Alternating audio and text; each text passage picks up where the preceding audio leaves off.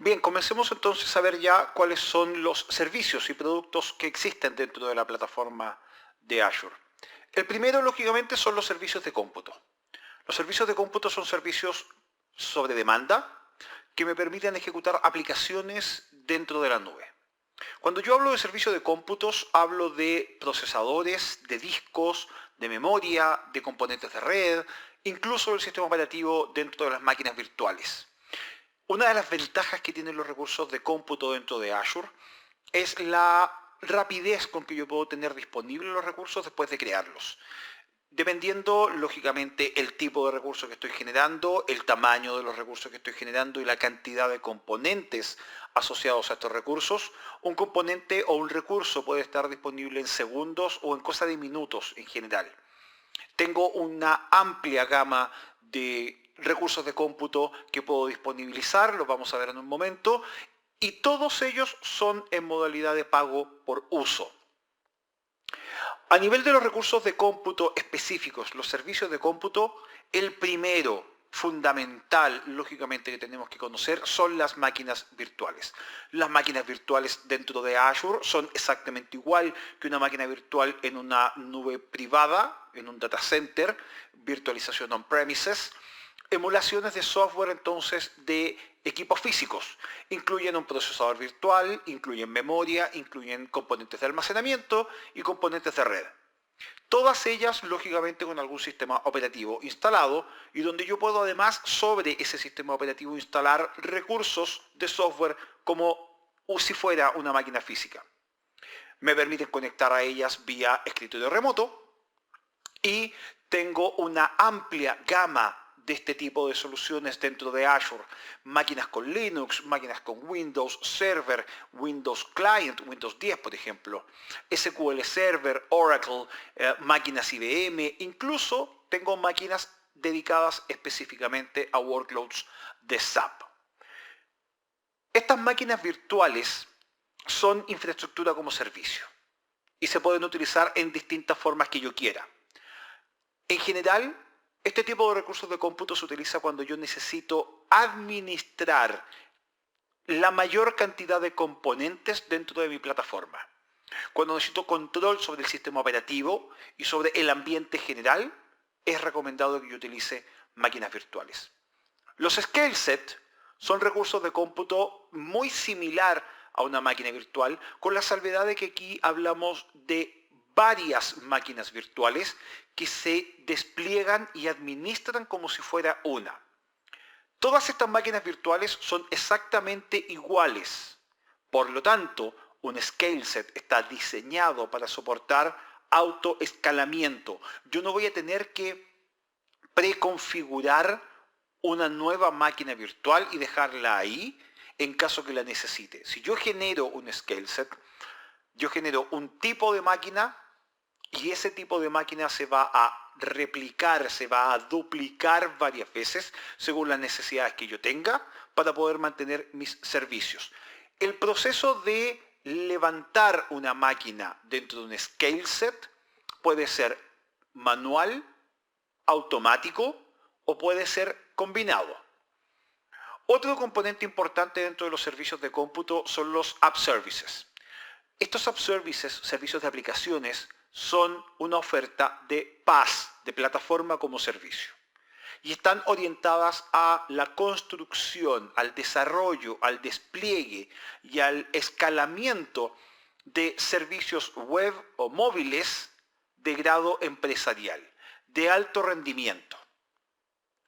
Las funciones, en cambio, son ideales si es que yo estoy pensando en solamente el código que va a ejecutar mi servicio y no necesito preocuparme de la infraestructura o de la plataforma que existe debajo de los componentes de código.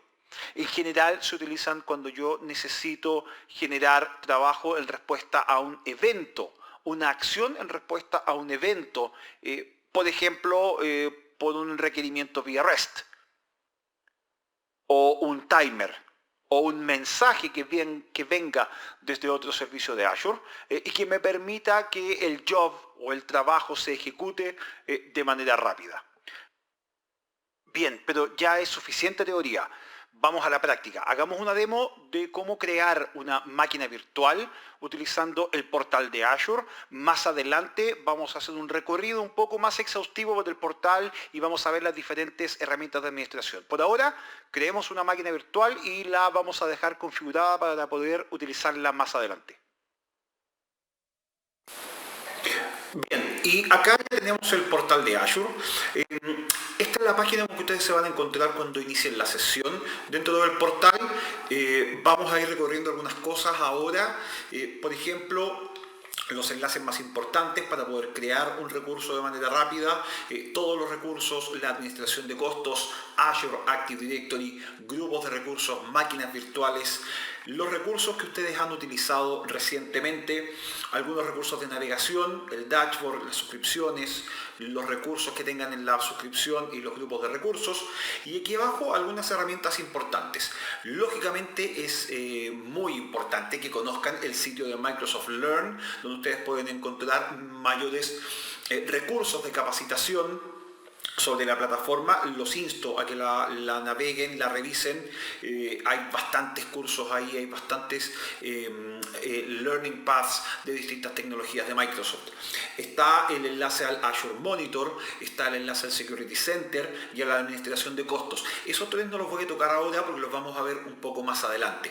Y aquí abajo hay algunos otros links de interés a documentación técnica, a ciertas herramientas útiles para migrar hacia Azure. Y abajo al final están los enlaces para las descargas de las aplicaciones móviles en el sistema operativo móvil que ustedes estén utilizando. Pero lo que vamos a hacer acá es la creación de un recurso. Voy a crear una máquina virtual que tenga Windows Server 2019. Acá me aparece 2016. Voy a ir a recursos de cómputo, máquina virtual.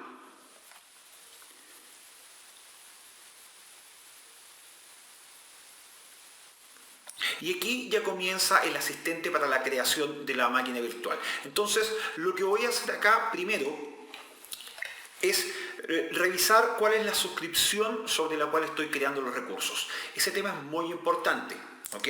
En este caso, solo tengo una suscripción para elegir. Acá me va a pedir elegir un grupo de recursos. Como esta suscripción está en blanco, lo que voy a hacer es crear un grupo de recursos nuevo. Le vamos a poner My Resource Group VM, y listo. Y ahora viene ya el detalle de la máquina virtual propiamente tal. El nombre de la máquina virtual, voy a ser muy original para ponerle el nombre, la región donde la voy a crear. Esto también es importante porque no todos los servicios y no todos los tipos de máquinas virtuales están disponibles en todas las regiones. Voy a elegir el este de los Estados Unidos. A la opción de disponibilidad no le voy a poner ninguna opción de redundancia, solo por esta demo. Y el tipo de imagen. Y acá en el tipo de imagen voy a poder elegir el tipo de máquina virtual que puedo crear. Hay máquinas con Linux, si se fijan, distintas distribuciones, pero yo estoy buscando Windows Server 2019 edición Data Center. ¿Qué tamaño de máquina voy a generar? En este caso voy a dejar la que está por defecto. Es una máquina virtual que tiene 2 CPUs virtuales y 8 GB en RAM. Y ahora la cuenta de administrador, ¿ok? Y lógicamente una contraseña que sea lo más segura posible.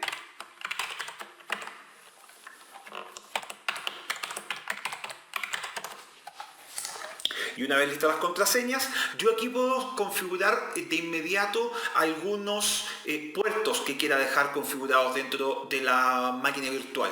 En este caso no lo voy a hacer, voy a dejar seleccionado ningún puerto, no le voy a dar acceso a nada, ¿ok? Y aquí abajo me pregunta si yo ya tengo una licencia de Windows Server 2019 Data Center que quiera utilizar en la nube y así ahorrar costos utilizando Hybrid Benefit, que es algo que vamos a ver más adelante también. Luego voy a ver el tema de los discos. Esto es almacenamiento persistente, ¿ok? En general, todas las máquinas de Azure vienen con un disco, pero es un disco no persistente.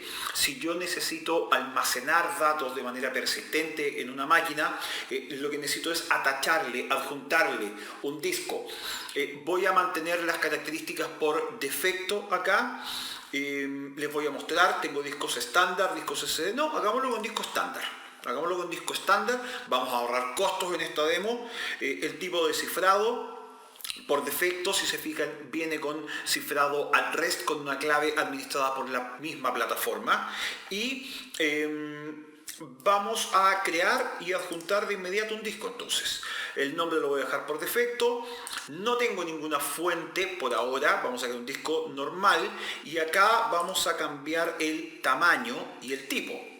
Dijimos que íbamos a poner un disco SSD y para esta demo yo creo que con un disco de 256 gigas estamos bien. No necesitamos más para este tipo de disco. Va a estar asociado a la LUN 0 y es un disco de lectura y escritura.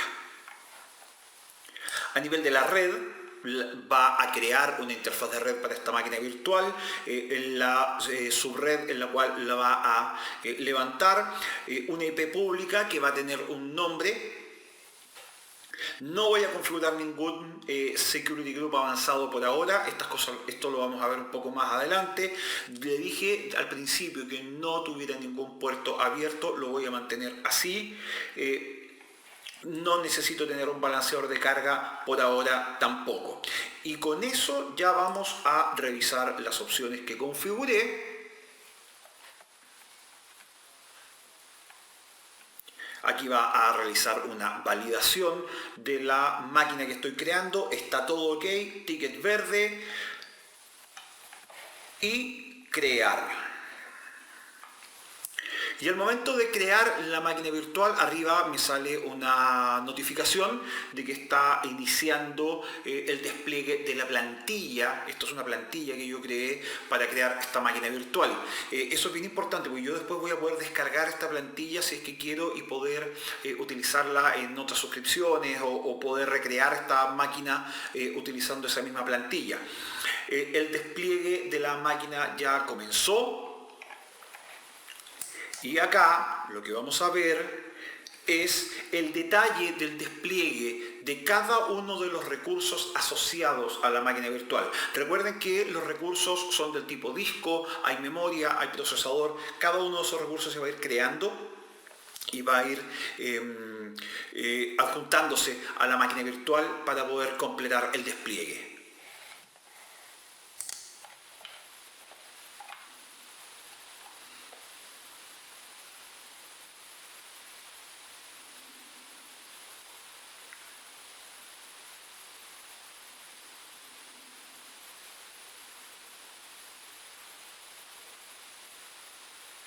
Si se fijan, ya está listo el storage, está listo el disco, está lista la red, está listo la dirección IP pública, está lista la red virtual, está lista las interfaces de red y lo que está terminando de hacer ahora es la máquina virtual propiamente tal. Algo interesante, yo aquí puedo ver los detalles de la operación, el ID de la operación, el nombre de la operación, qué tipo de operación, la duración, el estado del trabajo de creación de la máquina virtual también. Y esto en general toma un par de minutos, no demora más que eso en este tipo de máquinas.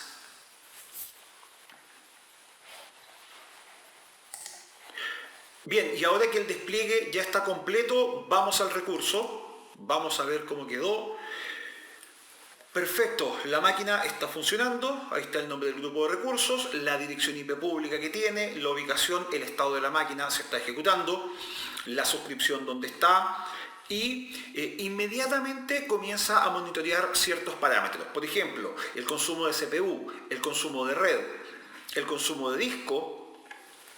Y aquí yo tengo la opción de agregar ciertas métricas y cierta telemetría más avanzada a la máquina. Por ahora la vamos a dejar aquí y más adelante vamos a seguir trabajando con esta máquina virtual.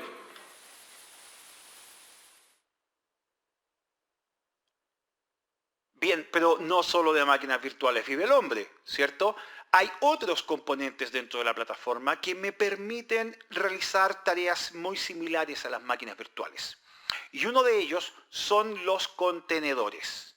Los contenedores también son un ambiente de virtualización, pero a diferencia de una máquina virtual, un contenedor no me permite administrar el sistema operativo subyacente. Los contenedores están diseñados, están pensados para ser objetos que se generan, escalan y se detienen de manera muy rápida, de manera dinámica. Dentro de Azure hay dos componentes principales. El primero son los contenedores de Azure, las instancias de contenedores de Azure. Son una plataforma como servicio que me permite subir mis contenedores desde el repositorio donde los tenga actualmente y luego empezar a ejecutarlos en la nube. El segundo son los servicios de Kubernetes de Azure. Y estos servicios de Kubernetes son orquestadores para la administración y el manejo de muchos contenedores al mismo tiempo.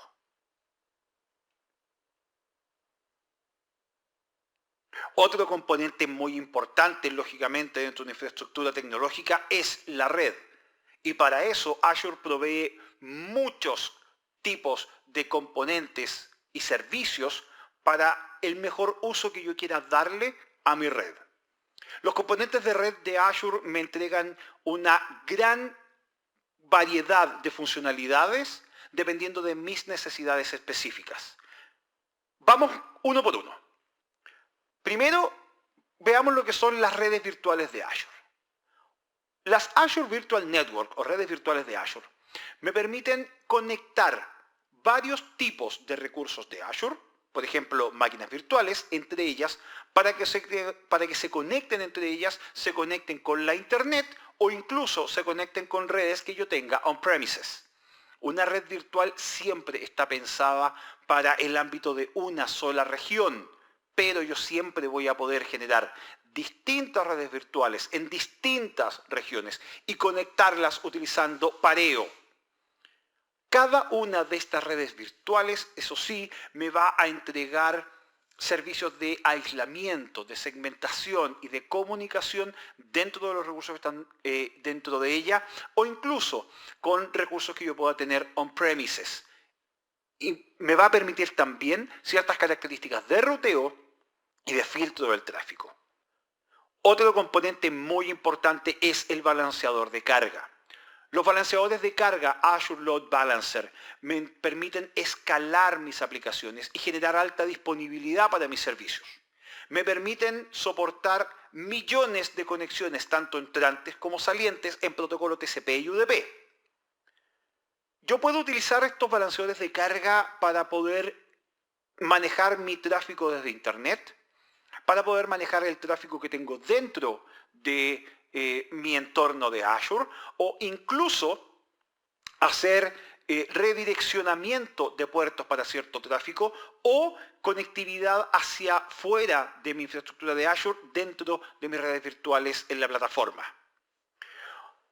Los VPN Gateways son un tipo de gateway específico de redes virtuales utilizados para enviar tráfico cifrado dentro de una red virtual de Azure o entre una red virtual de Azure y una ubicación on-premises, siempre lógicamente utilizando la Internet.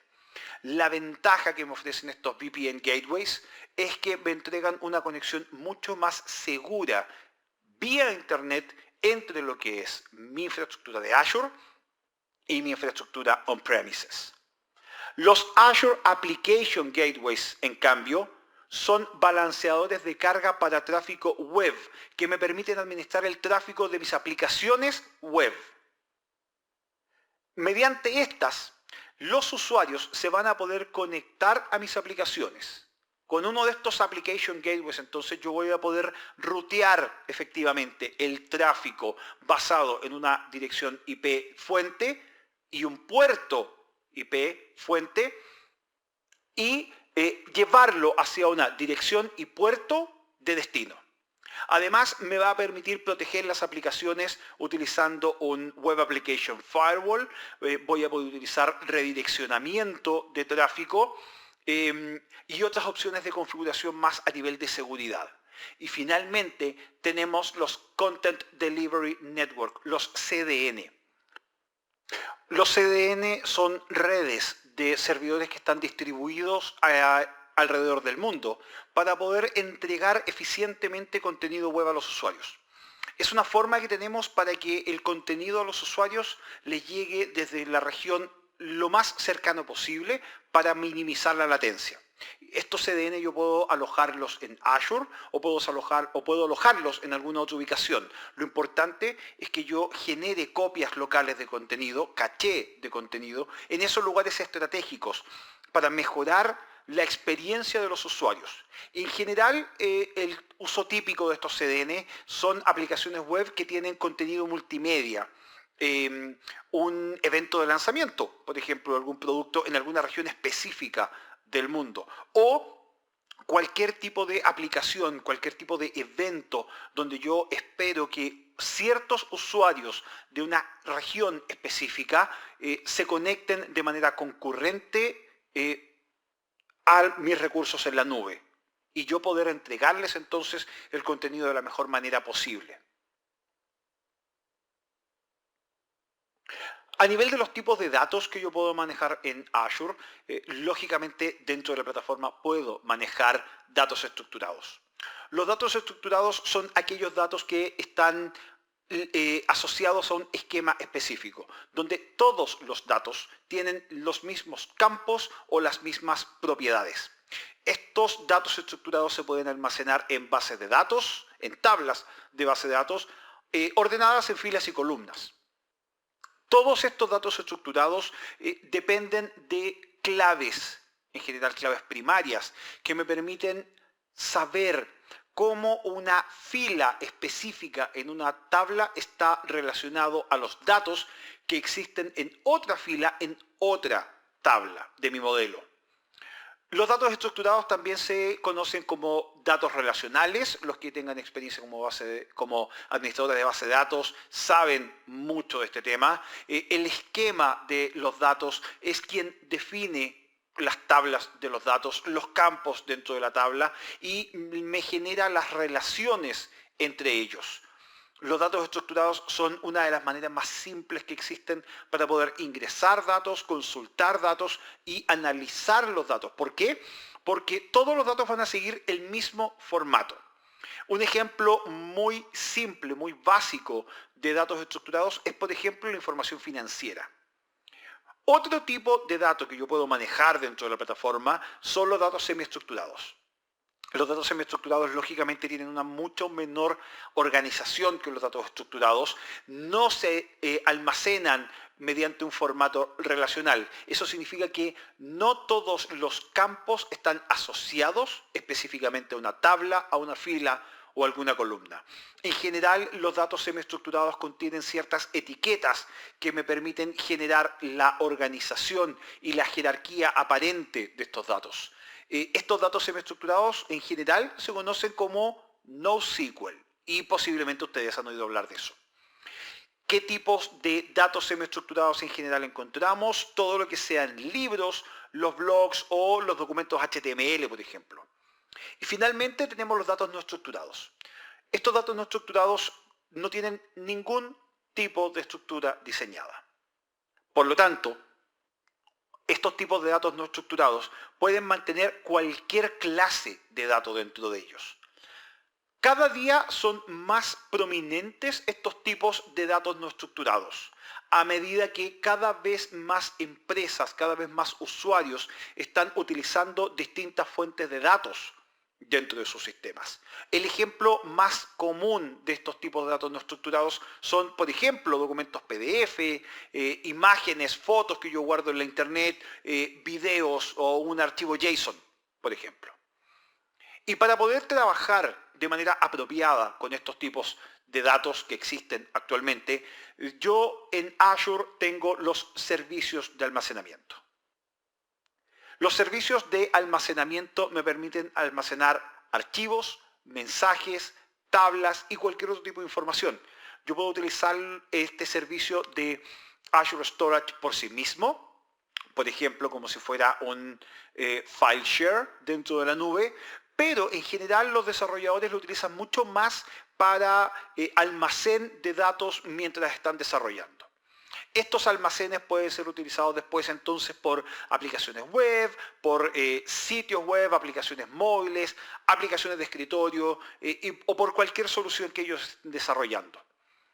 Azure Storage también es utilizado por las máquinas virtuales en el modelo de infraestructura como servicio y por servicios dentro de Azure en el modo de plataforma como servicio. En general, los servicios de almacenamiento más común dentro de Azure son los discos, los archivos, los objetos, las colas y las tablas. Los discos me entregan almacenamiento para los discos de las máquinas virtuales, para las aplicaciones y para otros servicios que necesiten acceder y usarlos de la manera que estimen más conveniente. Muy similar a como yo los voy a utilizar dentro de un escenario on-premises. Igual como utilizo un disco on-premises, yo puedo utilizar un disco en la nube. Los storage de disco me permiten que los datos se almacenen de manera persistente en la nube y pueden ser accedidos por un disco virtual, un disco duro virtual adjuntado a una máquina. Estos discos pueden ser administrados o no administrados. Y en general, la decisión de si voy a utilizar discos administrados o no administrados va a quedar en mí al momento de generar, por ejemplo, una máquina virtual. Un escenario típico de uso de un disco es cuando yo voy a realizar una operación del tipo lift and shift. Una operación del tipo lift and shift significa que yo voy a tomar una máquina virtual que tengo hoy en mi infraestructura on-premises, la voy a migrar hacia la nube y la voy a comenzar a utilizar de manera exactamente igual a como la tenía hoy on-premises. Los discos además vienen en distintos tamaños y distintos modelos de rendimiento. Yo tengo discos normales, discos mecánicos dentro de la nube, los HDD comunes y corrientes, pero también tengo discos de estado sólido, los SSD. ¿De qué va a depender qué tipo de disco elegir? Lógicamente del workload que estoy llevando a la nube. Quienes trabajamos en base de datos sabemos que no siempre es conveniente llevar ciertos archivos de datos hacia discos SSD. Ojo con eso. El segundo tipo que tengo son los contenedores, los blobs. Estos contenedores me permiten almacenar objetos en la nube. Estos blobs están optimizados para almacenar cantidades muy grandes, masivas de datos no estructurados. Por ejemplo, datos del tipo texto o de tipo binario. En general yo voy a utilizar estos blobs para almacenar imágenes o documentos que voy a publicar a través de los navegadores de Internet, para almacenar archivos de acceso distribuido, para utilizar streaming de video o de audio. Los datos que yo genere a nivel de los respaldos de mis máquinas virtuales, por ejemplo, también los puedo almacenar en contenedores. Y otros tipos de datos que yo vaya a utilizar para análisis, que puede ser on-premises o dentro de la plataforma de Azure. Los archivos me permiten generar una infraestructura de file shares altamente disponible, que puede ser accedida utilizando el protocolo SMB, el Server Message Block. Esto significa que yo puedo tener varias máquinas virtuales accediendo a los mismos archivos con acceso tanto de lectura como de escritura. Además, voy a poder leer estos archivos utilizando una interfaz REST o ciertas librerías de cliente.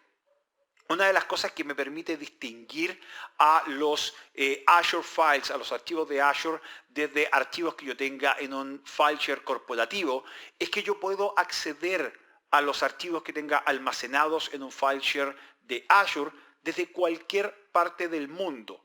Porque lo que me va a generar es una URL que apunta hacia ese archivo directo y que incluye el token SAS para permitirme el acceso efectivo al documento.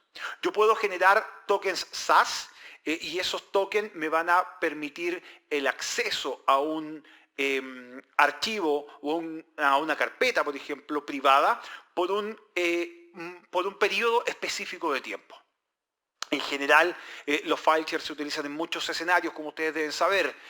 Compartir información, es mucho más fácil además migrar aplicaciones hacia la nube cuyos datos estén almacenados en file share, porque solo voy a tener que manejar después los cambios de ruta de las aplicaciones o mantener consistentes las rutas de los datos hacia las aplicaciones.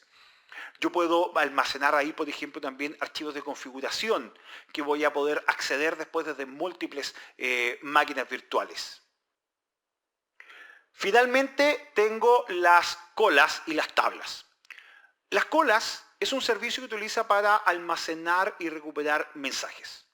Estas colas de mensajes pueden ser de hasta 64 kilobytes de tamaño y una cola puede tener millones de mensajes alojadas en ellos. Estas colas en general se utilizan para almacenar listas de mensajes que luego se van a procesar de manera asíncrona. Por ejemplo, supongamos que tenemos un usuario o un cliente que necesita subir una foto a nuestra plataforma y yo quiero generar las vistas previas, ¿ok?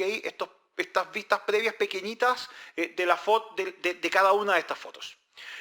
Yo tengo dos alternativas. La primera es que el usuario suba la foto y luego espere hasta que se cree esta vista previa para que la operación culmine de manera exitosa. La alternativa a eso, que va a tomar mucho más tiempo, sobre todo si el usuario va a tener que subir varias fotos, es que yo utilice una cola. Y en esa cola, el usuario sube la foto, se escribe un mensaje a la cola, ese mensaje gatilla una función que va a generar que en la cola quede la instrucción de que posteriormente se genere la vista previa de la imagen que el usuario ya subió. Es un proceso automatizado y que genera que la experiencia del usuario sea mucho mejor para realizar ciertas tareas. Y las tablas son almacenamiento donde yo puedo guardar grandes cantidades de datos estructurados. Si bien este es un servicio de almacén de datos NoSQL, me permite aceptar llamadas autenticadas tanto dentro como fuera de la nube de Azure. Estas tablas son ideales, como yo les decía, para almacenar datos estructurados o no estructurados. En general, los usos más frecuentes para estas tablas son el almacenamiento de grandes cantidades de datos estructurados para alimentar aplicaciones web altamente escalables o para almacenar datasets que no requieren de operaciones de join muy complejas o que no requieren de claves foráneas o no requieren de procedimientos almacenados, por ejemplo, y que pueden estar desnormalizadas, ¿ok? Para permitir un acceso rápido a ellos. Yo puedo utilizar, eso sí, Cluster Index para hacer consultas a estos datos.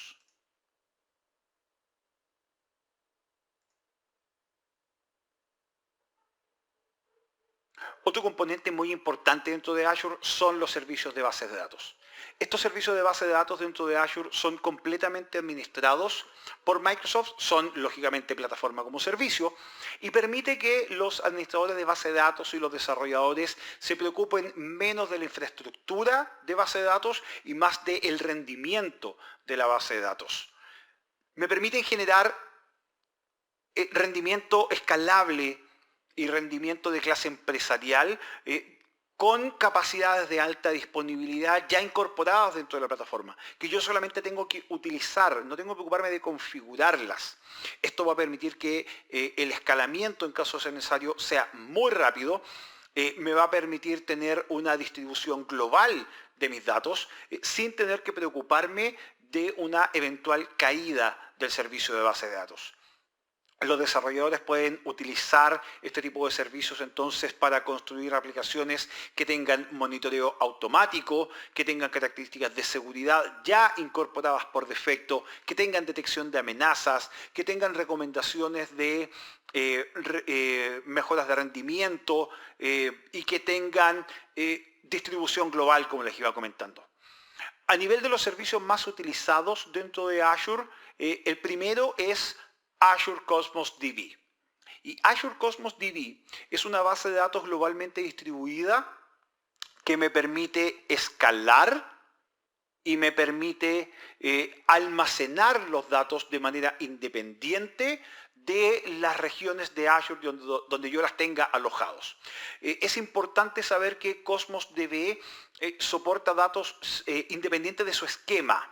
¿Okay? Lo que me permite construir aplicaciones y modelos de datos soportando Always On.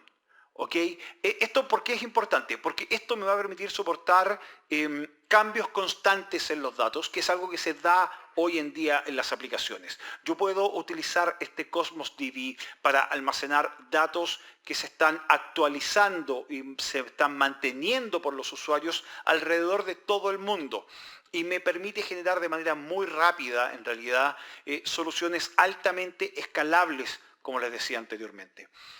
Azure SQL Database es la base de datos relacional como servicio de Microsoft basada en siempre la última versión estable de SQL Server.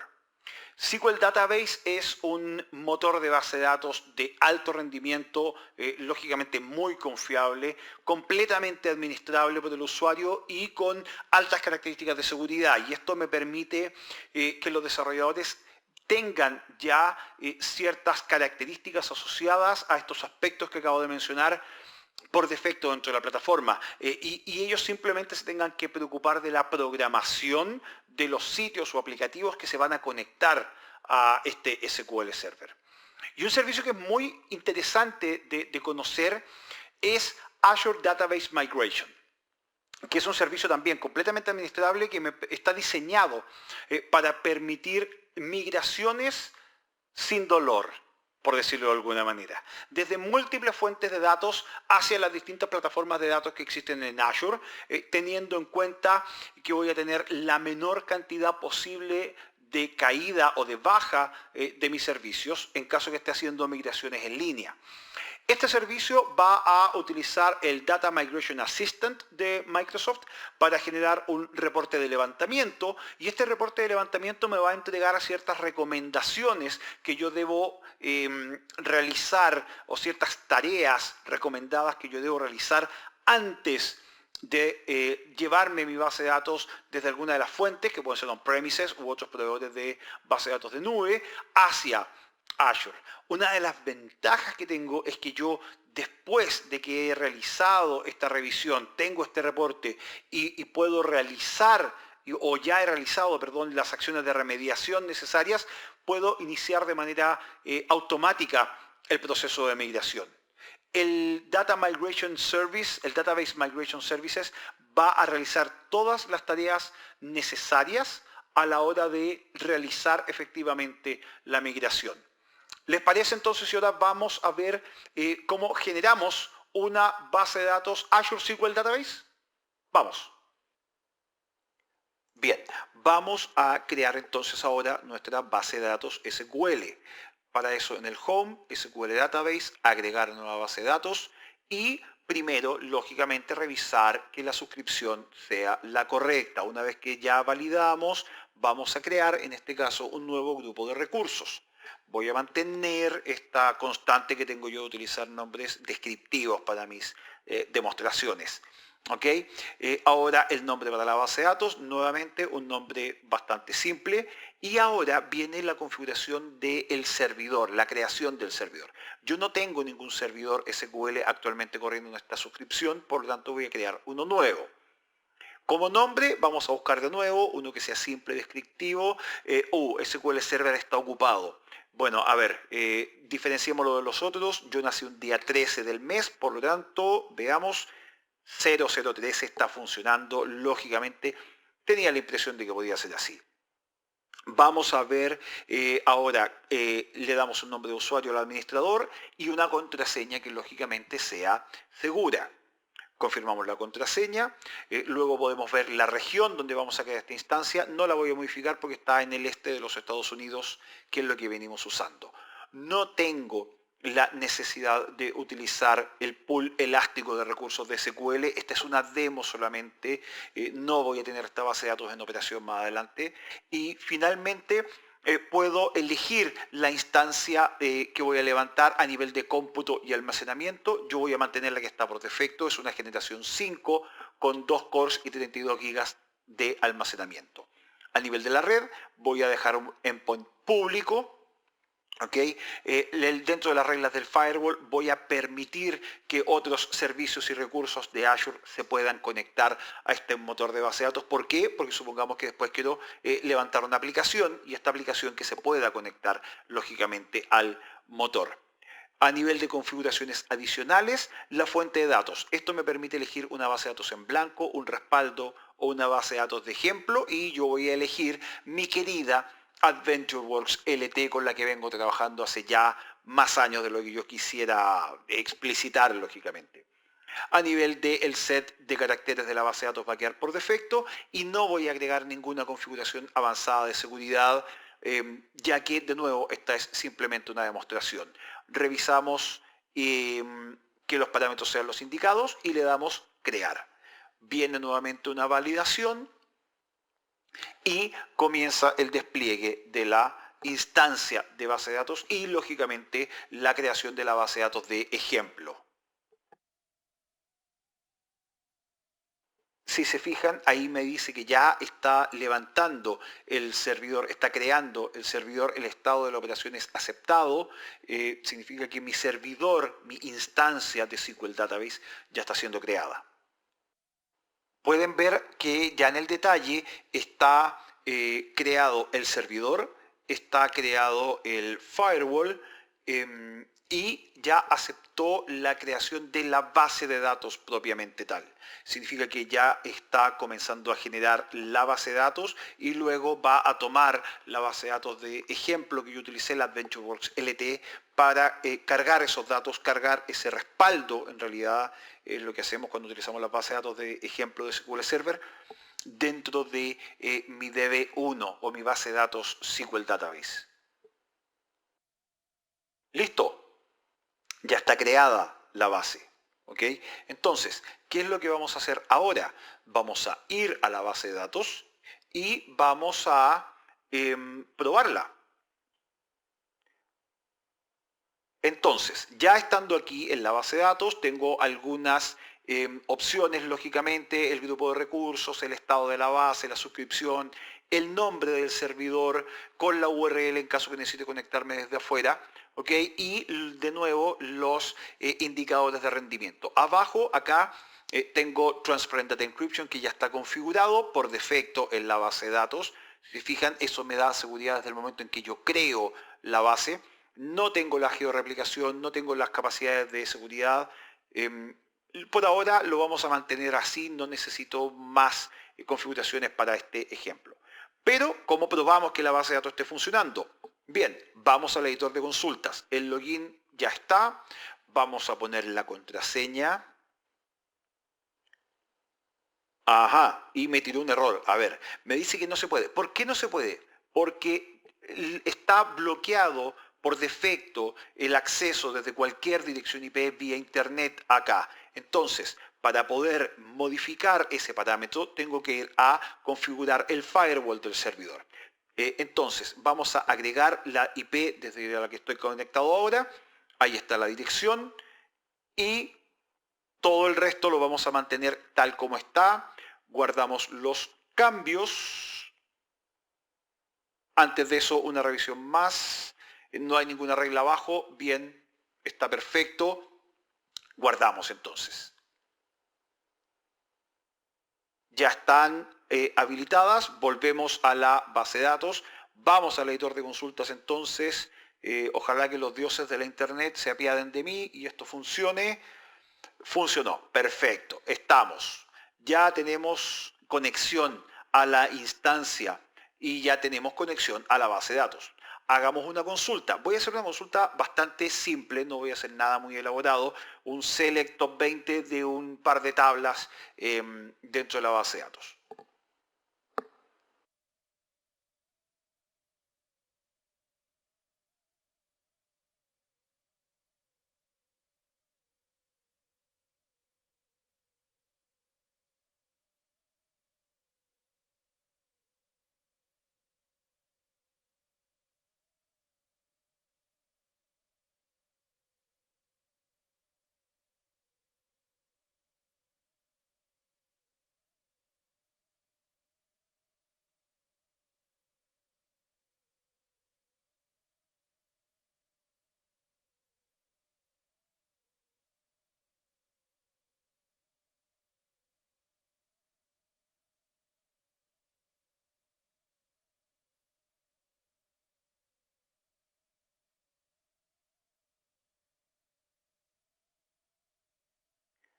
Bien, entonces ya terminando de generar la consulta SQL, la vamos a ejecutar, por supuesto. Ok, perdón, metí mal el dedo. Vamos a cambiar ahí. Ahora sí, vamos dioses de la internet, perfecto. Ahora sí, la consulta está funcionando. Es muy temprano para estar haciendo consultas SQL. ¿Ah? Esto me suele pasar a mí en este horario. Bien, está ahí entonces el resultado de la consulta, está funcionando, nos pudimos conectar correctamente. Si se fijan, puedo además guardar la consulta o puedo exportar estos datos, el resultante, los resultados de la consulta en un JSON, en un CSV o en un XML. Si se fijan, es bastante simple entonces crear una base de datos SQL. Bien, ya está lista nuestra base de datos SQL Server entonces. Otro componente muy importante dentro de la plataforma es el Marketplace de Azure. Este Marketplace de Azure me permite conectar a los usuarios finales con los partners de Microsoft, con los ISV, con desarrolladores o incluso con startups que tienen soluciones basadas en la plataforma de Microsoft o que se pueden utilizar en conjunto con la plataforma de Microsoft. Y ponerlos en contacto de manera muy eficiente, de manera muy rápida. Los clientes pueden encontrar entonces en este Azure Marketplace ciertos productos, ciertos servicios desarrollados para la plataforma por terceros o por Microsoft directamente y pueden probarlos, si es que hay un periodo de prueba lógicamente asociado a ese servicio o producto, y luego adquirirlo y comenzar a utilizarlo dentro de la plataforma. Lógicamente, todos estos productos, todos estos servicios, estas aplicaciones que Microsoft ofrece a través del Azure Marketplace, independiente de que sean de terceros o de startups, están revisados por Microsoft, pasan por un exhaustivo control de calidad y pasan por controles de seguridad también bastante severos. Actualmente hay aproximadamente 10.000 productos distintos en oferta dentro de este Azure Marketplace. Vamos a verlo. Entonces, vamos a buscar el Azure Marketplace y acá ustedes van a encontrar un montón de soluciones, de productos, de servicios relacionados con Azure, todos lógicamente ya testeados, probados, certificados por Microsoft. Hay algunas aplicaciones que están recomendadas, por ejemplo el bot de salud de Microsoft, hay asistentes virtuales por el tema de COVID-19, servicios de consultoría y acá abajo están las categorías de aplicaciones más populares. Veamos, por ejemplo, imágenes de máquinas virtuales. Aquí en imágenes de máquinas virtuales yo voy a poder buscar todos los tipos de imágenes de máquinas virtuales que existen ya certificadas, como les comentaba, para Azure, pero además estas imágenes pueden traer o no software de terceros. Por ejemplo, tenemos acá Ubuntu Server, tenemos Oracle 12.1, tenemos Kali Linux, tenemos Tableau Server, tenemos Red Hat, etcétera, etcétera. Si se fijan, la cantidad de tipos de máquinas virtuales que tenemos disponibles es bastante amplia. Y busquemos otro tipo, busquemos por ejemplo bases de datos. Está Cloudera CentOS, Drupal, servidores de base de datos Oracle, tipos de base de datos, análisis servicios de Microsoft, Arango, Cassandra, MongoDB. Vamos a ver, por ejemplo, ahora, se me perdió a nivel de red, de web, ¿ok? Joomla, DNN, tenemos VirtuCommerce, LAMP. Se fijan, es un catálogo bastante amplio de recursos, de contenido, de máquinas virtuales, de aplicaciones, de servicios que podemos incorporar de manera rápida a nuestra infraestructura en caso de que lo necesitemos. Y ahora que ya vimos el Marketplace, veamos algunas soluciones que podemos construir dentro de Azure. La primera relacionada con el Internet of Things, la Internet de las cosas. Y aquí hay dos componentes principales, no son los únicos, pero los principales. El primero, IoT Central. El IoT Central es una solución del tipo software como servicio, completamente administrable de manera global, que me permite conectar, monitorear y administrar todos mis activos IoT a escala. No necesito tener mayores conocimientos a nivel de cómputo en la nube para utilizar IoT Central y por lo tanto yo puedo conectar mis productos y llevarlos a mercado de manera rápida, siempre manteniendo el foco lógicamente en mis clientes. El segundo servicio es el Azure IoT Hub. Y este Azure IoT Hub es un servicio administrado en la nube que actúa como un concentrador central de mensajes para tener comunicación bidireccional entre mis aplicaciones IoT y los dispositivos que estoy administrando. Yo puedo utilizar el Azure IoT Hub para construir soluciones IoT de manera confiable y con comunicación segura, hasta con millones de dispositivos IoT, todo con un backend alojado 100% en la nube. Yo puedo conectar básicamente cualquier tipo de dispositivo IoT al IoT Hub y soporta comunicaciones tanto del dispositivo hacia la nube como desde la nube hacia el dispositivo. Es bidireccional, como les comentaba anteriormente. También soporta distintos patrones de mensajería, como por ejemplo telemetría que envía el dispositivo hacia la nube, la subida de archivos desde un dispositivo hacia la nube, por ejemplo.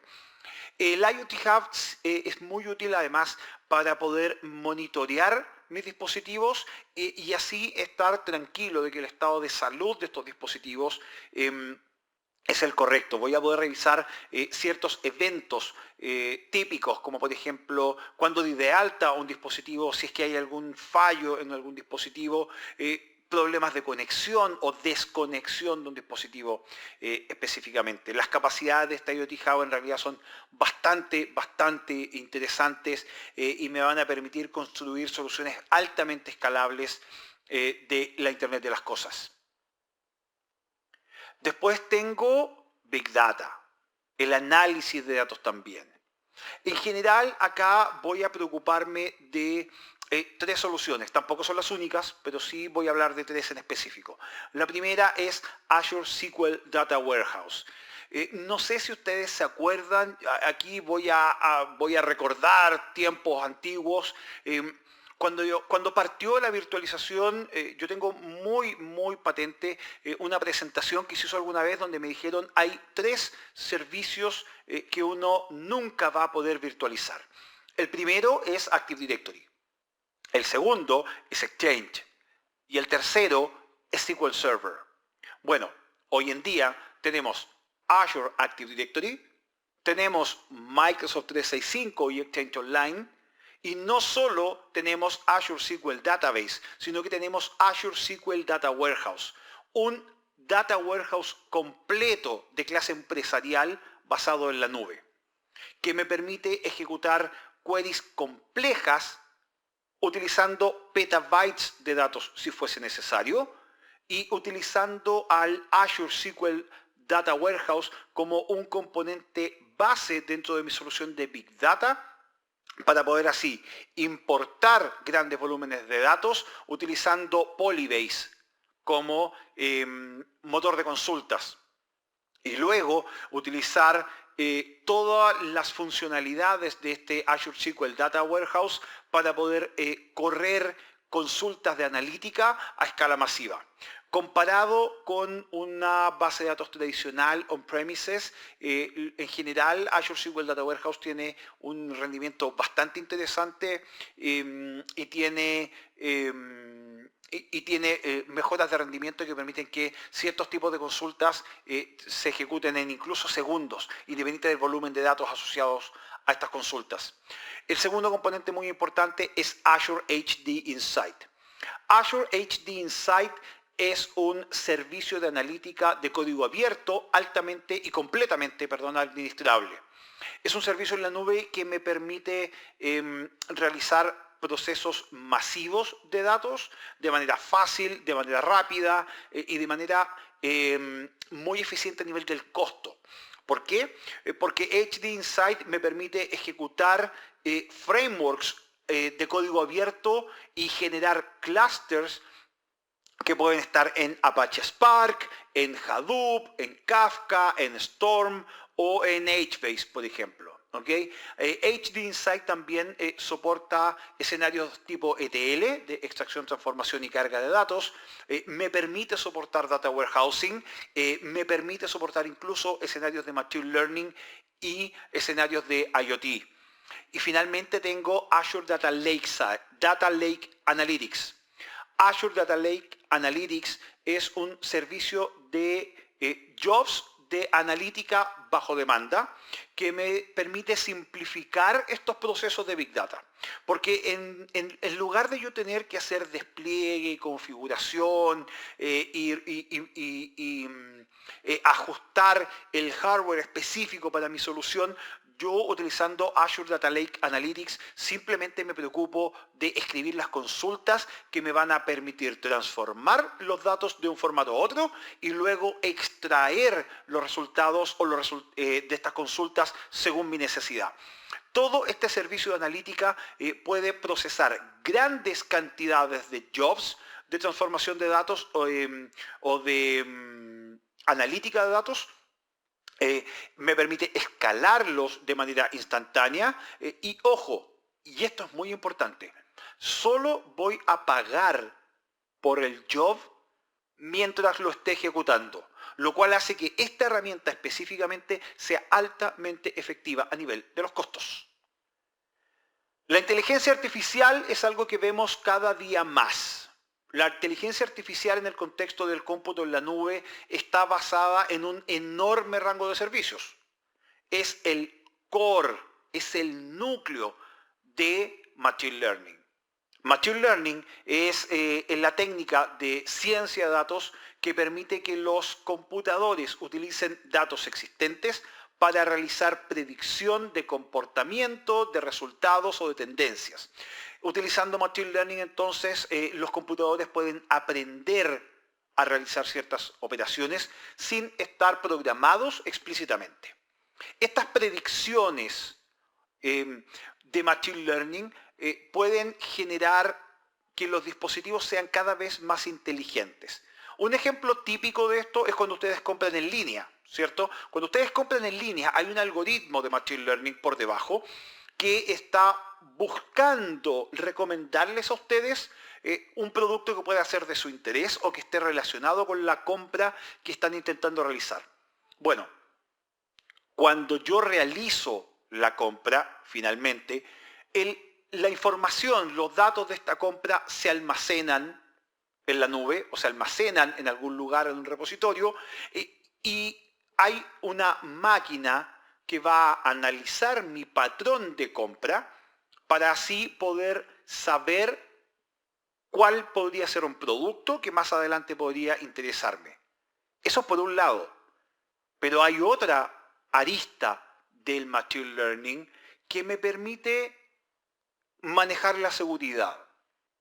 Porque, por ejemplo, si yo en alguna tienda en línea constantemente estoy realizando, supongamos por ejemplo que estoy realizando las compras del supermercado en línea y todos los meses yo realizo compras de un cierto monto, una N cantidad de dinero.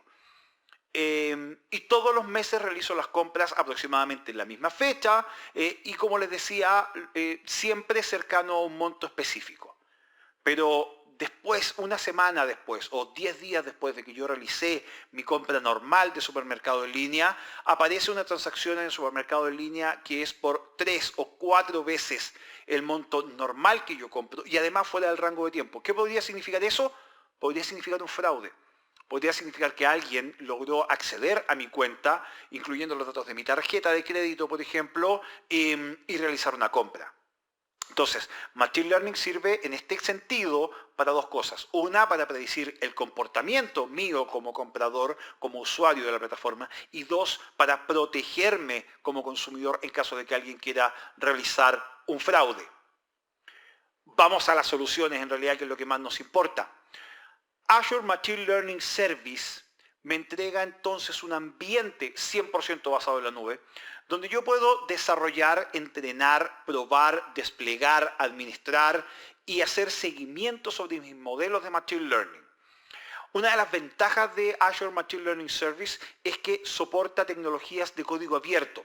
Por lo tanto, puedo utilizar cientos de miles de paquetes Python. Puedo utilizar TensorFlow, puedo utilizar cuadernos de Jupyter o puedo utilizar las herramientas de Visual Studio Code for Artificial Intelligence. Yo puedo de manera muy simple utilizarlo para explorar interactivamente los datos, para transformarlos y para luego, a partir de esos datos, desarrollar y probar mis modelos. Este servicio de Azure Machine Learning también incluye ciertas características de automatización de generación de modelos y de mejoras de rendimiento para que mis modelos sean generados de manera mucho más simple, mucho más eficiente y, por supuesto, mucho más certera. Este Azure Machine Learning Service me permite también generar automáticamente un modelo y auto-revisarlo para mí. ¿Qué significa eso?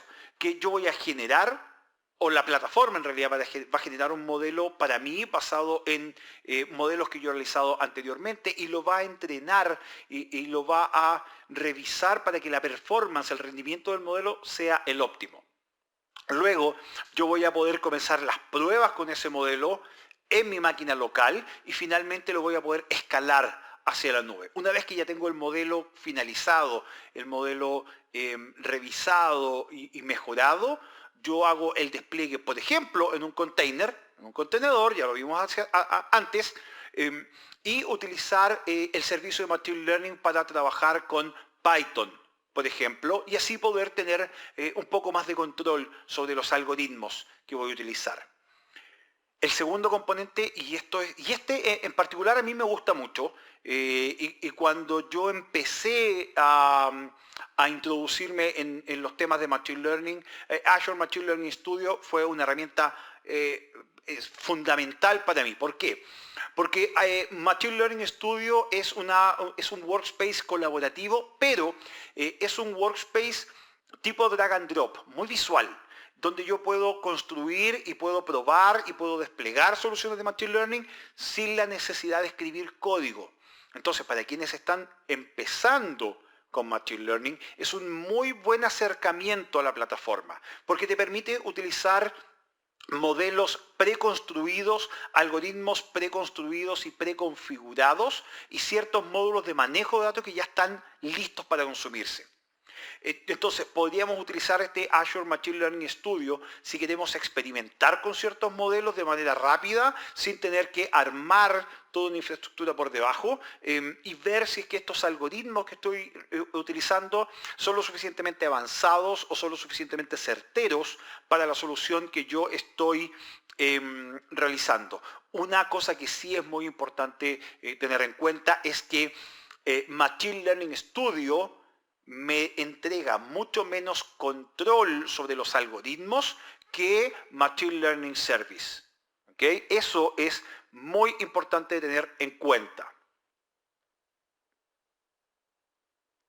Serverless Computing es algo de lo que cada vez se está hablando más. Serverless Computing es un ambiente de ejecución en la nube que me permite ejecutar código completamente abstracto a la capa subyacente de mi infraestructura. Yo puedo generar una instancia del servicio que yo quiera, puedo agregarle el código y ponerlo a funcionar, sin preocuparme de configurar la infraestructura, sin preocuparme de las ventanas de mantenimiento o incluso sin permitir que se realicen estas configuraciones de infraestructura o estas ventanas de mantenimiento.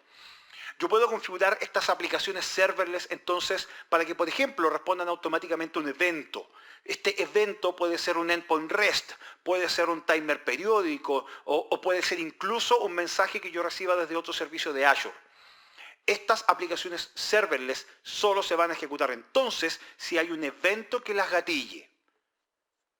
El escalamiento y la performance, el rendimiento de estas aplicaciones serverless se va a manejar de manera automática. Por lo tanto, y esto también es muy importante, solo voy a tener que pagar por la cantidad exacta de recursos que yo voy a estar utilizando. Y ahí está una de las ventajas del cómputo serverless, porque yo no voy a necesitar reservar una instancia. Algunos de los ejemplos más simples y más comunes de uso de cómputo serverless son las funciones es Azure Logic Apps y Azure Event Grids. Veamos cada una de ellas entonces. A nivel de las funciones son ideales para cuando mi preocupación tiene que ver con el código que mi servicio está ejecutando y no con la plataforma o la infraestructura subyacente a ella. Las funciones en general se utilizan cuando yo necesito realizar ciertos trabajos en respuesta a un evento. Como les comentaba anteriormente, puede ser un requerimiento REST, puede ser un timer, puede ser un mensaje.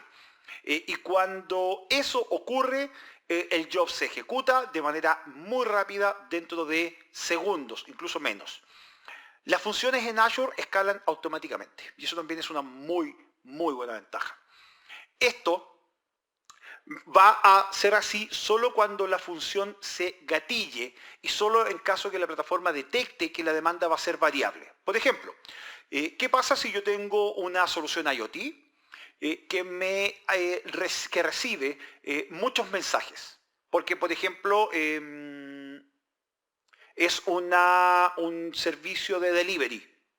¿Ok? En general van a haber ciertos periodos del día o ciertos periodos de la semana o ciertos periodos del mes donde yo voy a tener muchos más mensajes que van a estar llegando desde mis dispositivos hacia la nube. Las funciones en Azure entonces van a permitir que los recursos de esta aplicación se acomoden específicamente y puntualmente a las horas de mayor uso de la plataforma. Otra cosa que es muy interesante de las funciones en Azure es que son independientes de su estado. Se comportan básicamente como si se hubiese reiniciado la función cada vez que tiene que responder a un evento. Por lo tanto, las funciones son ideales para poder procesar datos entrantes. ¿Okay? El segundo componente del cómputo serverless son Azure Logic Apps. Azure Logic Apps es un servicio en la nube que me permite automatizar y orquestar tareas, procesos de negocios y flujos de trabajo cuando los necesito para integrar aplicaciones, datos, sistemas o incluso organizaciones y empresas entre ellas. Logic Apps lo que hace es simplificar el diseño y realizar o permitirme generar una solución escalable, ya sea en la nube, on-premises o híbrida. ¿Para qué? Para poder integrar aplicaciones, para poder integrar datos, para integrar sistemas o para integración business to business, B2B.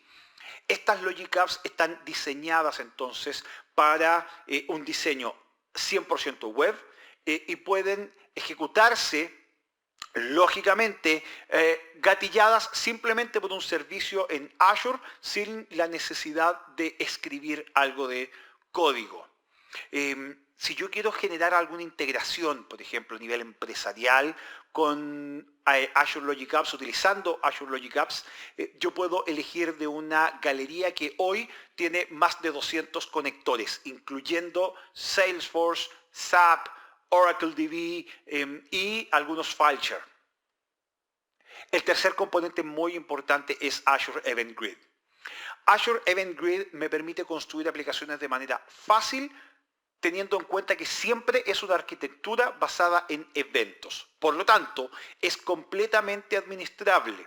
El ruteo de los eventos es inteligente y utiliza un modelo de suscripción-publicación para el consumo uniforme de los eventos. El Event Grid lo que hace es soportar eventos que vengan desde servicios de Azure, por ejemplo, un blob, o un grupo de recursos específico. Lo que yo voy a utilizar también Event Grid es para soportar ciertos eventos no basados en Azure en tiempo casi real, utilizando ciertas personalizaciones. Yo voy a tener ahí que filtrar ciertos eventos específicos para poder realizar el ruteo hacia diferentes endpoints y así poder asegurarme de que los eventos llegaron correctamente a mi plataforma. DevOps me permite unir procesos, usuarios, gente, tecnología y distintas fases del proceso de desarrollo y paso a producción y operación posteriormente de mis aplicativos.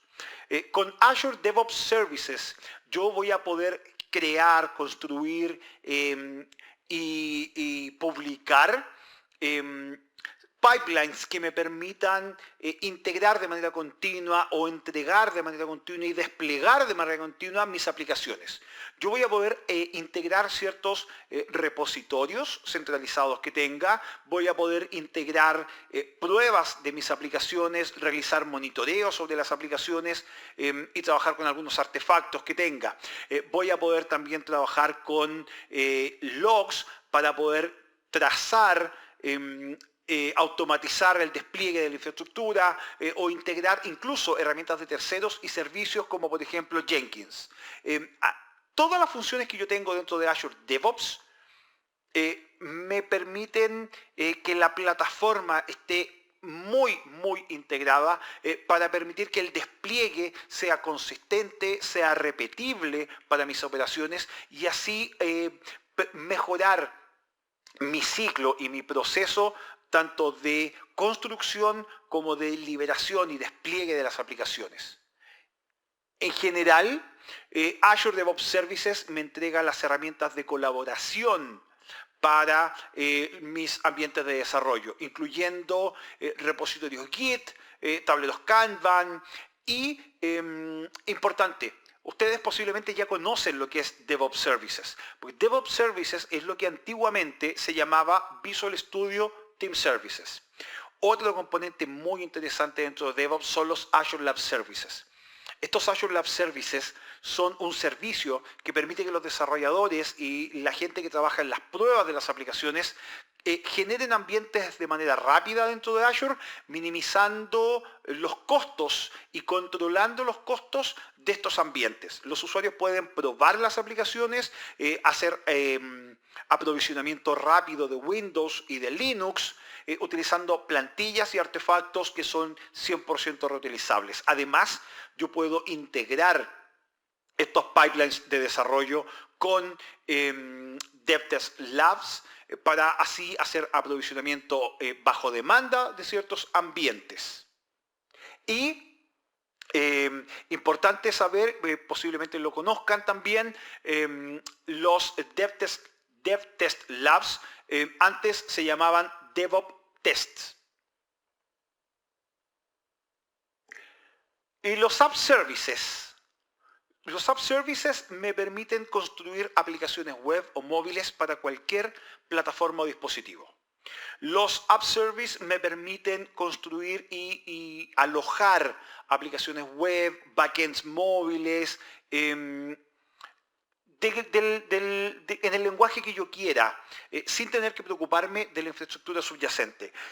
Me permiten autoescalar, tienen alta disponibilidad, soportan ambientes tanto Windows como Linux y me permiten automatizar los despliegues de mis aplicaciones tanto desde GitHub, desde Azure DevOps o desde algún otro repositorio Git que yo tenga. A nivel de características principales de estos Azure App Services están, por supuesto, la capacidad que tengo de utilizar distintos lenguajes, como por ejemplo ASP.NET, ASP.NET Core, Java, Ruby, PHP o Python. Además puedo ejecutar otros servicios de ejecución u otros servicios de script, como por ejemplo PowerShell. A nivel de la optimización de DevOps, los App Service de Azure me permiten manejar integración continua y despliegue continuo desde Azure DevOps, desde GitHub, desde Bitbucket, desde Docker Hub o desde Azure Container Registry.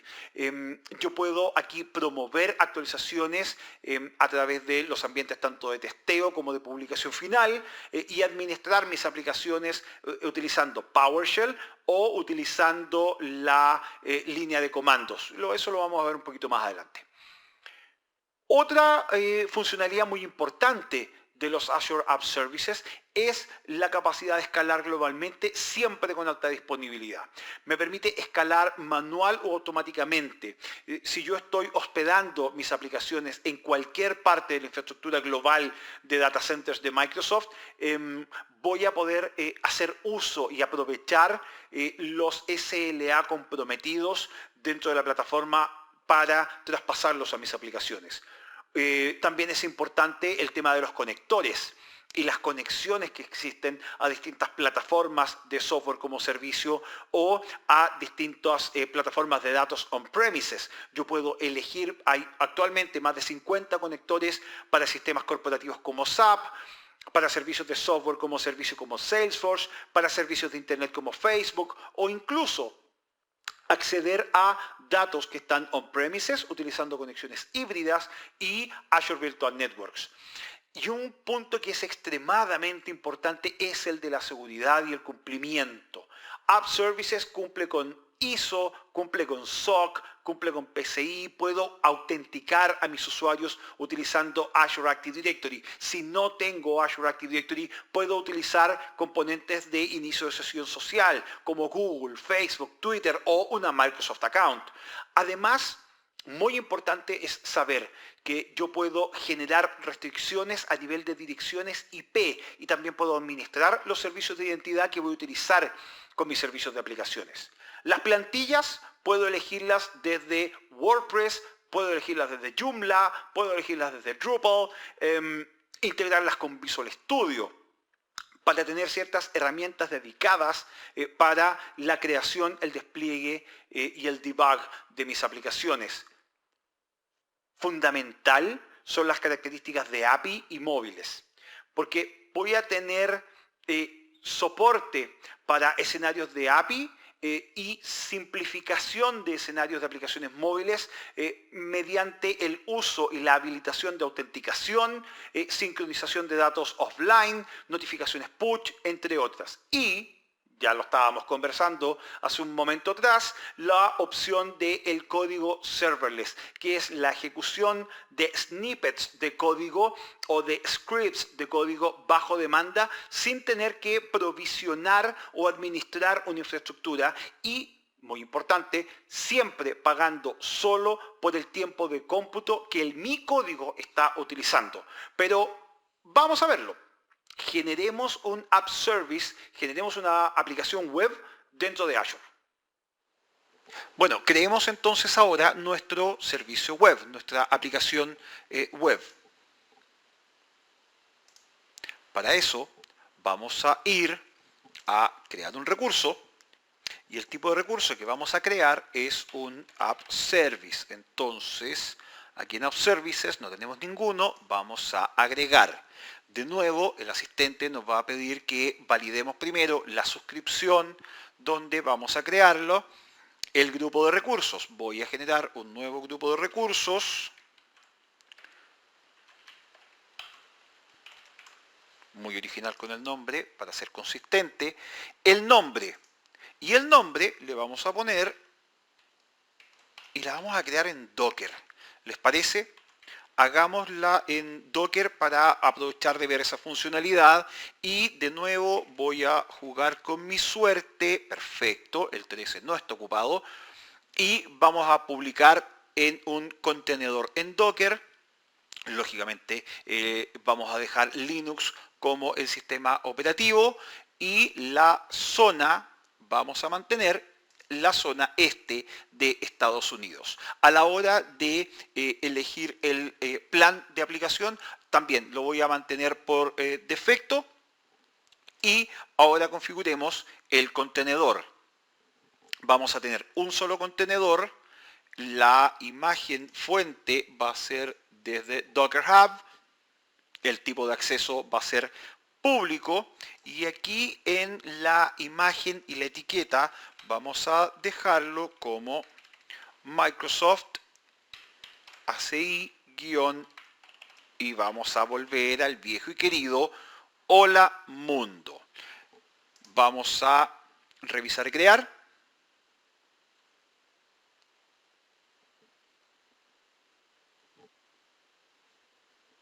Y le decimos crear.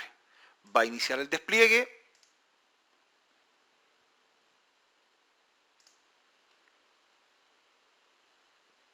Y esto también va a demorar solo un par de minutos en estar listo.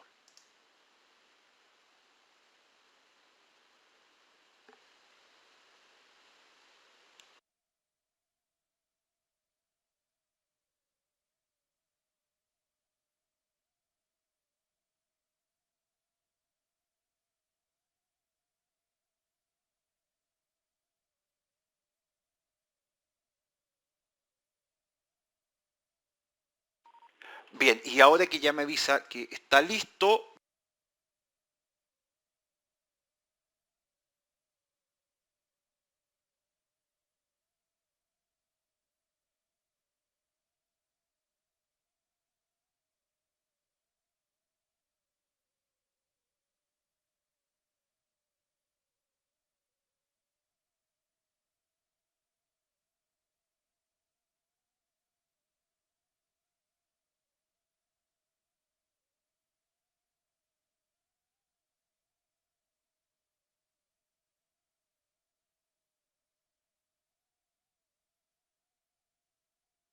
Azure.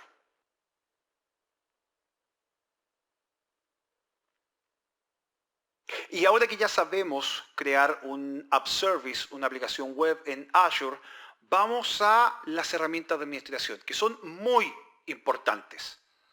Las herramientas de administración en Azure son variadas y van a permitirme realizar las operaciones de administración según mi necesidad específica, según el conocimiento que yo tenga de cada una de ellas, según la tarea que quiera realizar o lo cómodo que yo me sienta con cada una de ellas.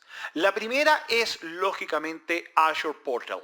El portal de Azure es un sitio web público al cual yo puedo acceder desde cualquier navegador. Una vez que yo inicio la sesión con mi cuenta, lógicamente, del portal de Azure, yo voy a poder crear, administrar y monitorear cualquier servicio al cual yo tenga acceso y cualquier servicio que esté disponible para mí. Voy a poder identificar los servicios que estoy buscando o que necesito, voy a poder buscar ayuda, voy a poder desplegar, administrar y eliminar incluso recursos y grupos de recursos. También, y una de las funcionalidades muy importantes, es que me va a guiar, me va a ayudar a realizar tareas a lo mejor un poco más complejas utilizando los asistentes y las ayudas personalizadas que tiene el portal. El portal tiene además un panel, un dashboard, que me entrega alto nivel de detalle sobre mi ambiente. Y una de las ventajas de este dashboard es que yo puedo personalizarlo. Así voy a poder mejorar mi experiencia con el portal haciendo mi panel, mi dashboard distinto, por ejemplo, al de un compañero de trabajo.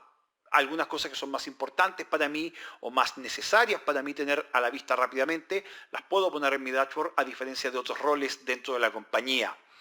El portal yo lo voy a poder personalizar entonces moviendo y cambiando el tamaño de cada uno de los cuadros, desplegar algún servicio en particular que a mí me interese, dejar una lista de enlaces para temas de soporte y ayuda, y a través del portal también voy a poder entregar feedback, voy a poder entregar comentarios a Microsoft. Un tema que es importante es que el portal no me entrega ninguna forma, eso sí, para automatizar tareas repetitivas. Por ejemplo, si yo quiero configurar múltiples máquinas virtuales, yo voy a tener que crearlas de a una, ¿ok? De una a la vez, y completar el asistente para cada máquina virtual. Esto, lógicamente, cuando yo tengo una infraestructura que es grande o cuando necesito montar una gran cantidad de máquinas virtuales al mismo tiempo, me puede generar algún error y al menos me va a consumir una importante cantidad de tiempo. Lo que puedo utilizar entonces es alguna de las otras herramientas. Por ejemplo, existe Azure PowerShell. Y PowerShell es un módulo que yo agrego a PowerShell de Windows o a PowerShell Core que me permite conectarme a mi suscripción de Azure y administrar los recursos. Azure PowerShell necesita tener Windows PowerShell para funcionar. Y es PowerShell quien me entrega los servicios como por ejemplo la ventana de Shell y los comandos. Azure PowerShell lo que hace es agregar los comandos específicos de Azure a PowerShell. Por ejemplo, Azure PowerShell me permite utilizar el comando new-azbm para crear una máquina virtual dentro de mi suscripción. ¿Ok? Otra de las herramientas muy importantes es el Azure Command Line Interface, el CLI. Y el CLI es una línea de comandos cross-platform que me permite conectar a Azure y ejecutar comandos administrativos en recursos de Azure. ¿Qué significa que sea cross-platform? Significa que lo puedo ejecutar en Windows, o en Linux, o en macOS. Por ejemplo, yo puedo, para crear una máquina virtual, abrir una ventana de línea de comandos, iniciar sesión en Azure y utilizar el comando azlogin, generar el grupo de recursos y luego utilizar un comando para poder generar mi máquina virtual. De nuevo, no importa si estoy en Windows, en Linux o en macOS. La tercera herramienta de administración es Azure Cloud Shell. Y Azure Cloud Shell es un ambiente de script basado en el navegador dentro de mi portal. Me entrega la flexibilidad de utilizar la experiencia de Shell que yo necesite, la que más se acomode a lo que voy a hacer. Si yo soy un usuario de Linux, puedo elegir la experiencia Bash. Si yo soy un usuario de Windows, puedo elegir la experiencia de PowerShell. Una cosa que es importante, sí. Cada vez que yo voy a utilizar la opción de Azure Cloud Shell, debo saber que va a necesitar un storage account, una cuenta de almacenamiento. ¿Ok? Y la primera vez que yo vaya a utilizar Cloud Shell, me va a pedir que cree este storage account. Para acceder al Cloud Shell lo tengo que hacer a través del portal. Otra funcionalidad de administración que cada día tiene más opciones, es más funcional y cada día mejora más y evoluciona más, es la aplicación móvil de Azure. Esta aplicación móvil de Azure me permite acceder, administrar y monitorear las cuentas de Azure y los recursos de Azure desde un teléfono o un tablet, sea este Android o iOS. Una vez que yo la instalo, puedo revisar el estado y la métrica las métricas de mis servicios, puedo revisar mis notificaciones, puedo revisar alertas acerca de, por ejemplo, el estado de salud de algún servicio, de algún componente de la plataforma, puedo realizar diagnósticos rápidos, solucionar ciertos incidentes que puedan haber, no importa la plataforma donde esté, no importa la conexión que tenga, no importa si es Wi-Fi o si es conexión celular. Me va a permitir revisar las últimas alertas del servicio que Microsoft entrega constantemente. Me va a permitir iniciar, detener o reiniciar una aplicación o una máquina virtual. Voy a poder conectarme incluso a una máquina virtual. Voy a poder manejar los permisos si es que estoy utilizando Role-Based Access Control. Lo vamos a ver más adelante, eso en módulo 3. Y me permite, y ojo con esto, utilizar Cloud Shell para ejecutar scripts que yo ya tenga almacenados. Y finalmente, tengo Azure REST APIs.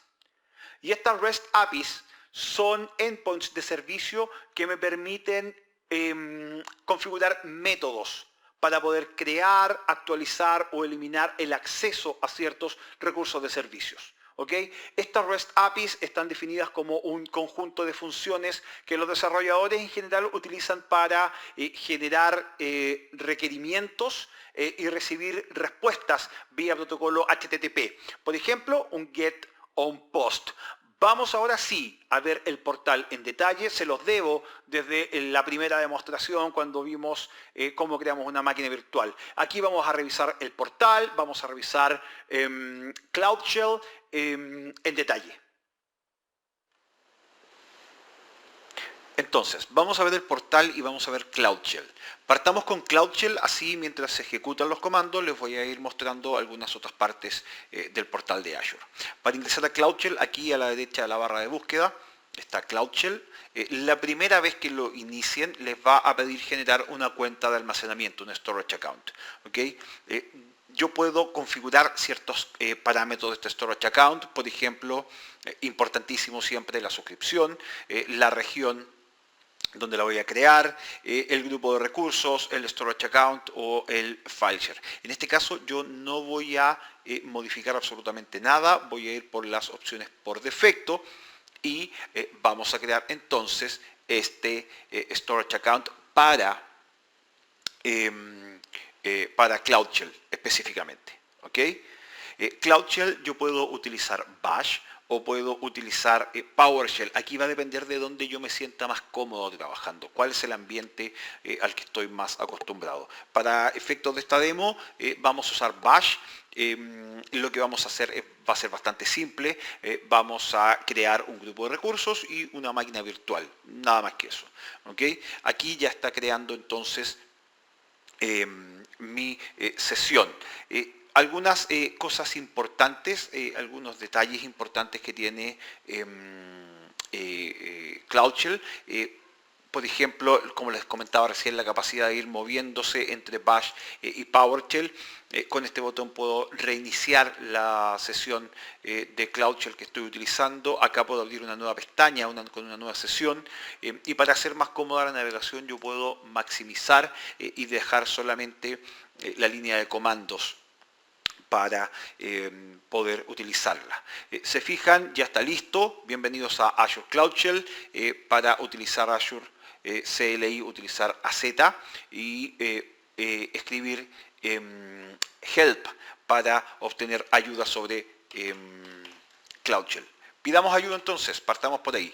Bienvenido a la ayuda, para más información ingresar a y AZ Help para más información acerca de la línea de comandos específica, Built-in Help para ver ayuda sobre Bash, Built-in Help y el comando de Bash para ver ayuda específica sobre ese comando que quiero ejecutar. Pero vamos a lo que vinimos, vamos a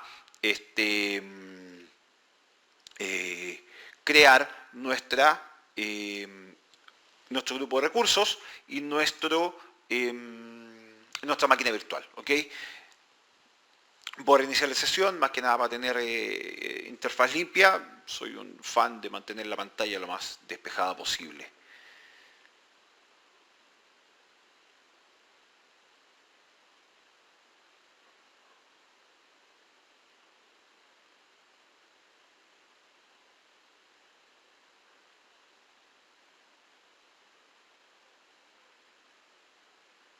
Ya está listo, conectando al terminal.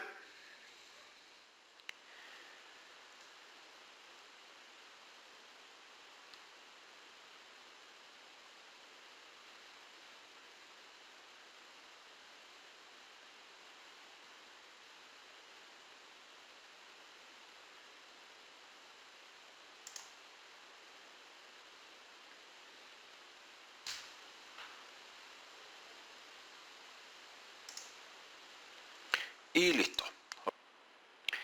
Entonces vamos a crear nuestro grupo de recursos. AZ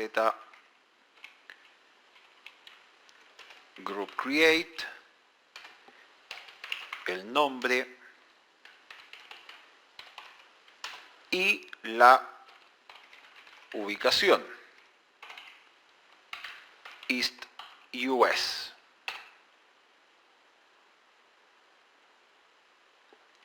Ahora vamos a revisar que esté creado. Me dice que está. Pero veamos el listado de todos los grupos de recursos que tenemos. ¿Ok? Y saquémoslo en formato tabla. Y está ahí abajo. Mi RG CLI.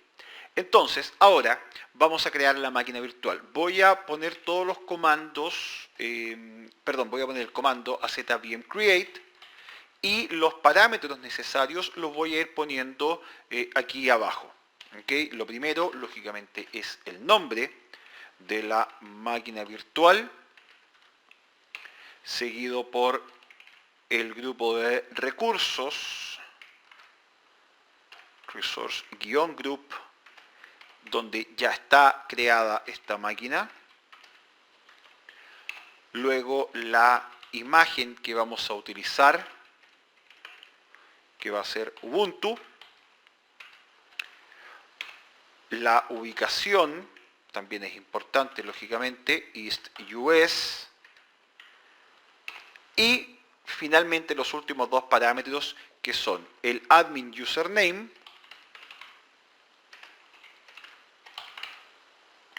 y, lógicamente, la contraseña del usuario administrador. ¿Ok? Entonces tenemos crear máquina virtual, el nombre, el grupo de recursos, la imagen, la ubicación, el nombre del admin y la contraseña. ¿Ok? Lo vamos a echar a ejecutar. Estamos ejecutando.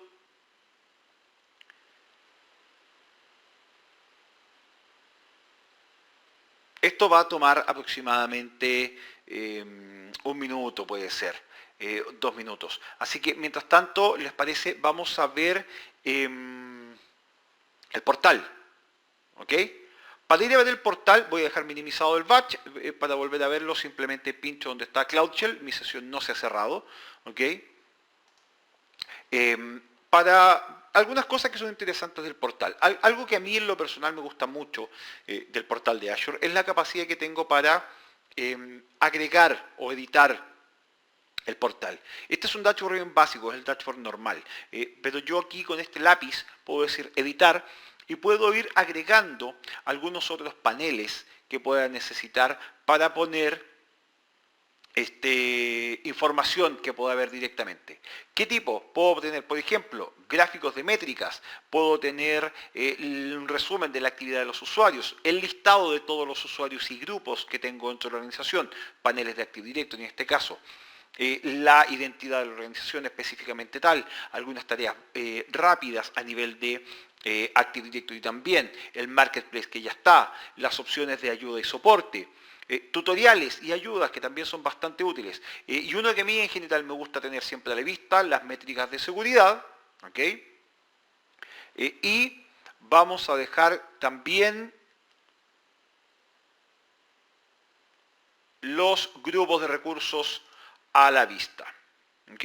Si se fijan, acá va a generar, va a poner los paneles. Voy a tomar el de métricas de seguridad, lo voy a levantar un poco, vamos a tomar el de grupo de recursos, lo vamos a levantar un poco y ahora lo vamos a alinear como corresponde. Una vez que está listo, yo simplemente le digo finalizar personalización y ahí está. El panel ya queda completamente configurado según mis necesidades. Veamos cómo va la máquina virtual. Listo, ya está ejecutado el comando de manera exitosa, me dice. Vamos a ver entonces ahora si es verdad. Vamos a todos los recursos Y aquí debiera haber, voy a ordenar por grupo de recursos, otra de las cosas que me gusta mucho, y ahí está. Ahí está el grupo de recursos, MyRGCLI, y aquí está la máquina virtual configurada y ya funcionando. Hice un ejemplo muy básico, son muchas las potencialidades que ustedes pueden utilizar y como les decía anteriormente, en ambiente de Cloud Shell una de las ventajas es que ustedes pueden utilizar tanto PowerShell o Bash dependiendo absolutamente de cómo ustedes se sientan más cómodos con la plataforma. Y ahora que ya vimos el portal, vamos a una de las funcionalidades del portal que a mí en lo personal más me gustan, el Azure Advisor. El Azure Advisor es un servicio gratuito que está dentro de la plataforma de Microsoft Azure que me entrega recomendaciones a nivel de alta disponibilidad, a nivel de seguridad, a nivel de rendimiento y a nivel de costos. El advisor va a analizar los servicios que yo tengo desplegados dentro de la plataforma y va a buscar la mejor forma de mejorar mi ambiente dentro de esas 4 áreas que yo les acabo de mencionar.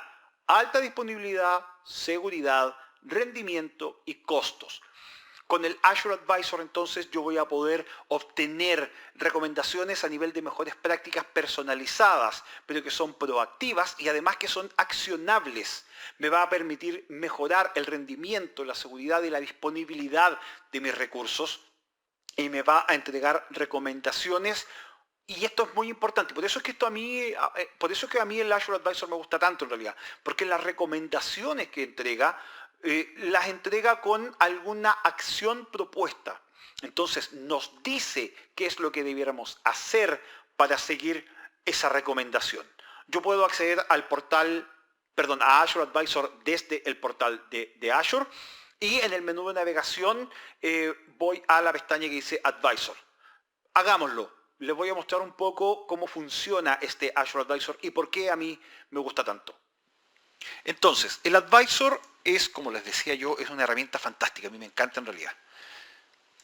Vamos a entrar al Advisor y el Advisor inmediatamente, si ustedes se fijan, va a comenzar a refrescar las recomendaciones, va a empezar a revisar mi infraestructura. Esto es la primera vez que lo ejecuto, por lo tanto me va a ir mostrando, se va a demorar un poco en cargar lo que tiene actualmente. Pero si se fijan, listo, ya el primer cuadro está, el primer cuadro es alta disponibilidad y tengo 2 recomendaciones. Sigue trabajando todavía por si acaso, por eso no voy a entrar aún. Esto me está impactando a hacer recursos. Está listo. Se fijan, la única recomendación que me está entregando es justamente a nivel de alta disponibilidad. Veamos qué recomendaciones me está entregando. Me dice que habilite la replicación de mis máquinas virtuales para protegerlas de una caída a nivel regional y que habilite los respaldos de las máquinas virtuales para protegerme de corrupción de datos o de alguna eliminación accidental. Si voy al detalle de cada uno, me muestra cuál es el tipo de máquina, el nombre de la máquina virtual que tengo acá. Me dice que la acción recomendada es habilitarlo. Y si se fijan, al yo pinchar cuál es la acción recomendada, me manda automáticamente al asistente de replicación, en este caso de configuración de recuperación ante desastres, y me dice cómo puedo configurar Azure Site Recovery, que es la tecnología de Azure que permite que yo pueda replicar mi sitio primario en un sitio secundario en otra región. Y si se fijan incluso en el mapa, me muestra la región fuente es East US, acá en azul, y la región objetivo en este caso es West US. Pero me dice que hay otras regiones disponibles también.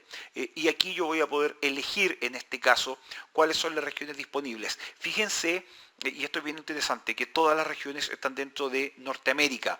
¿Por qué? Porque son parte de la misma geografía. ¿Okay? Cualquiera de estas regiones, cumple con los requerimientos a nivel de normativas y de procedimientos de seguridad y procedimientos de cumplimiento de una solución de disaster recovery entonces. ¿ok? El mapa se va actualizando y aquí me va a decir revisar e iniciar la replicación, cosa que no voy a hacer ahora, lógicamente, porque no es lo que estamos viendo ahora. Pero así de sencillo es seguir la replicación, las recomendaciones, perdón, de el advisor. Voy a ir atrás y después la segunda recomendación es habilitar el respaldo. De nuevo, lo mismo, voy a elegir una de las máquinas virtuales, me dice que la acción recomendada es habilitar el Azure Backup y automáticamente, se fijan, me genera el asistente de creación de Azure Backup, donde voy a dejar los vault de recuperación, cómo se va a llamar, cuál va a ser el grupo de recursos donde lo voy a dejar, la política de respaldo que quiero utilizar. Por defecto es una política diaria de respaldo todos los días a las 9:30 de la noche, hora UTC, y yo puedo aquí modificar y generar una nueva política. No voy a entrar en esto, no es parte de lo que tenemos que ver en este curso, pero sí es bien interesante que ustedes lo vayan investigando. Como les digo, las recomendaciones del advisor son bastante buenas y son bastante útiles de seguir. Gracias por asistir hoy. Cubrimos el módulo 1, conceptos básicos de nube, y el módulo 2, servicios centrales de Azure. Mañana revisaremos el módulo 3, seguridad, privacidad, cumplimiento y confianza, además del módulo 4, tarificación y soporte.